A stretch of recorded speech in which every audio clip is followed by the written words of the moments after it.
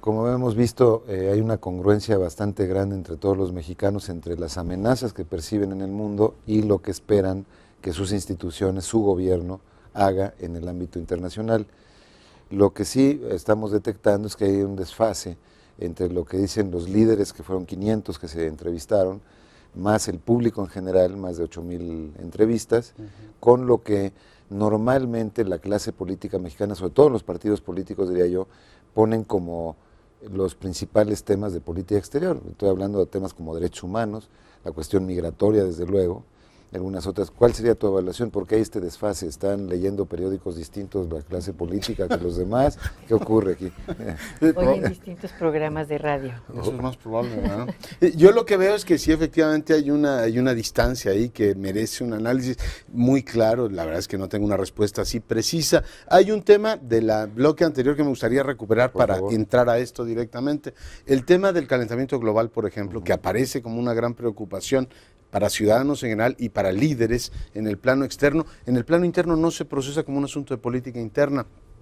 Ve uno, por ejemplo, las plataformas de los partidos, ve uno las discusiones políticas y realmente el tema verde en este país es muy secundario, por decirlo menos. Pero sí veo ahí un escalón preocupante y no sé si a veces planteamos el asunto exterior como los temas elegantes, todos los temas que sí preocupan, y procesar en el ámbito interno, es decir, ya en la carnicería, propiamente los asuntos más clásicos de la élite política. Lo que sea, por ejemplo, con el tema migratorio, hay lógicamente un interés importante de los partidos políticos, en la medida en que los mexicanos en el extranjero pueden votar. ¿Será por ahí que está el tema poniéndolo tan alto los partidos políticos, o más alto de lo que la población los pone?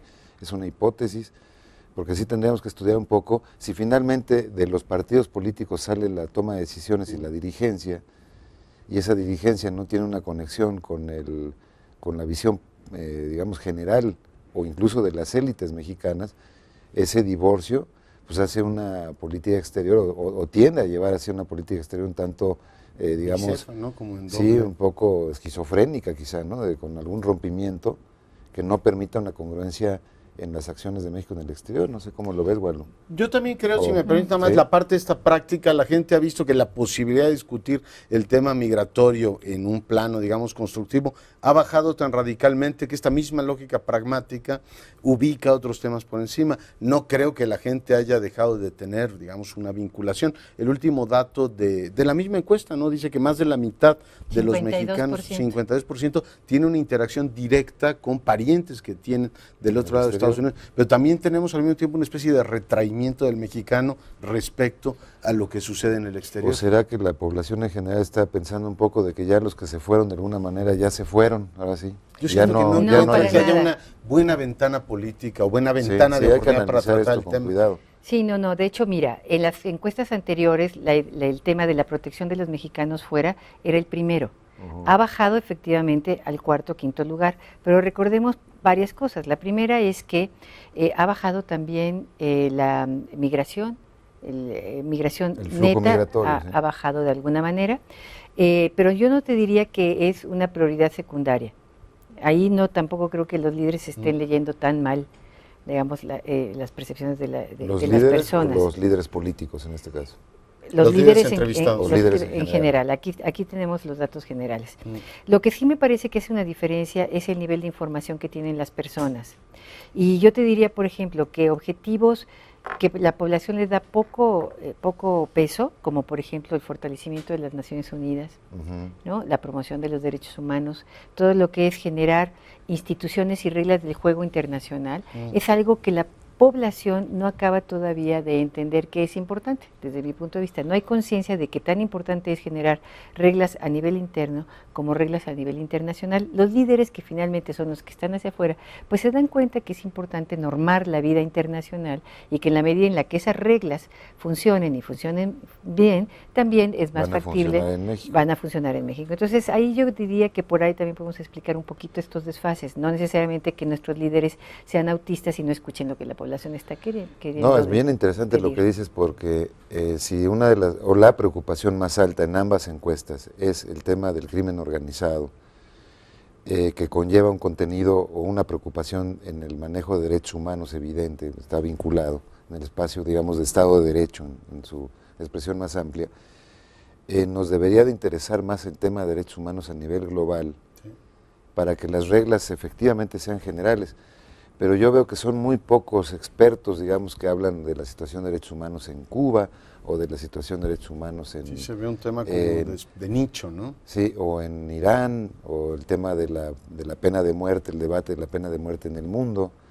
Como que no hemos hecho un comparativo en este país, digamos, de cómo están las tendencias mundiales, hacia dónde van, por ejemplo, con ese tema que sigue siendo un tema candente en México, el tema de la pena de muerte. Lo que es tremendamente interesante, gracias al trabajo que hace Guadalupe y otros investigadores, es un trabajo valiosísimo, es que nos permite ir viendo cómo evolucionan los temas en el tiempo y cómo, efectivamente, con otros estudios de comunicación que tenemos disponibles, ves cómo la construcción de la agenda pública en realidad es una cosa muy interesante. Siempre son 2 o 3 temas que se están peleando el liderazgo, como una especie de campeonato de fútbol, en donde tienes 2 o 3 que se disputan la atención de la gente y son como ciclos de 6 o 7 años. Después bajan algunos. Por ejemplo, el terrorismo, que aparecía como un tema muy preocupante hace algunos años, de pronto baja. Me ha sorprendido, por ejemplo, que el tema de la crisis económica no apareciera con más perfil en este caso. Está el tema del narcotráfico, pero es interesantísimo, es uno más de los aportes de esta encuesta, cómo se va articulando la agenda pública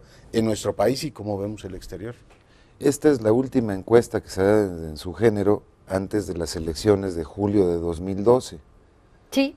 Es decir, en 2012 habrá otra, pero se publicará hasta el 13, hasta 2013. Ahí y lo digo porque esta es la última foto que se tomó de los mexicanos en su relación con el mundo, y pues, seguramente quienes estén encargados de campañas políticas y traten de dirigir sus baterías electorales en estas materias, pues esto será lo que tendrán que tomar como referente. Y a mí me gustó mucho la foto de los compatriotas. Digo, estamos medio difusos, no estamos muy bien enterados de casi todo lo que pasa, pero somos un país que va evolucionando hacia un mayor compromiso del exterior, tiene una visión más pragmática, nos vamos interesando más en temas que tienen que ver con otras. En fin, veo, por ejemplo, me gusta mucho todo esto de la promoción de la cultura, pensar que ese instrumento lo deberíamos utilizar más.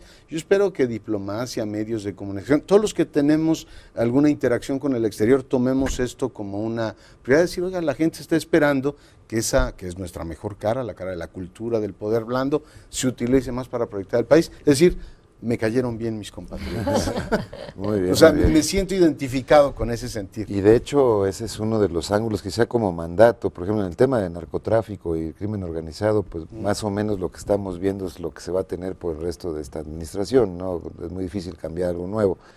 En el tema de protección al medio ambiente, pues la verdad que es una cruzada más de orden interno por el momento, de los compromisos que vayamos a asumir a nivel mundial, pero en el de la cultura sí es una tarjeta de presentación que directamente nos compete a nosotros.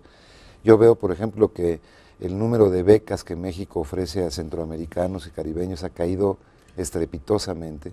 Hubo una época en que todos se sentían medio mexicanos en Costa Rica y en República Dominicana y en Guatemala, los médicos de toda la región. Las élites latinoamericanas se formaban en México, ahora están yendo a España. Exactamente, es una cuestión que tendríamos que analizar. El tema de la misma proyección de la cultura, el país latinoamericano que tiene industrias culturales más armadas es México,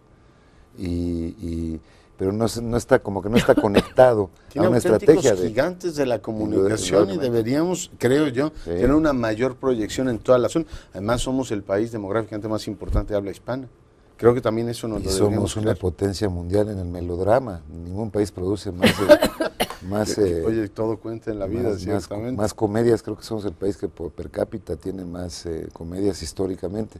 Pero bueno, vamos a continuar con el tema de la migración cuando regresemos después de esta pausa.